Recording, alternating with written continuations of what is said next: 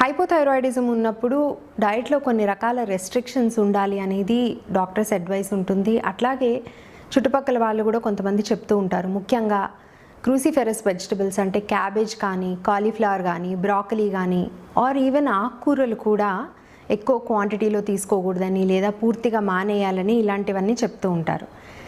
ఇవి కాంటెక్స్ట్ని బట్టి అప్లై చేసుకోవాలి, కానీ ఖచ్చితంగా అందరూ అన్నీ మానేయాలి హైపోథైరాయిడ్ ఉంటే అనే రూల్ లేదు. దీనికి కారణం కూడా ఏంటంటే, ముఖ్యంగా హైపోథైరాయిడిజం ఉన్నప్పుడు మన బాడీలో అయోడిన్ యూజ్ చేసుకొని థైరాయిడ్ హార్మోన్ అనేది ప్రిపేర్ అవుతుంది. సో ఈ అయోడిన్ అనే దాన్ని బైండ్ చేసే వాటిని గాయిట్రోజన్స్ అంటారు. ఈ గాయిట్రోజన్స్ అనేవి కొన్ని రకాల ఫుడ్స్లో ఎక్కువగా ఉంటాయి. అందులో ఈ క్రూసిఫెరస్ వెజిటబుల్స్ అనేవి మెయిన్ అన్నమాట.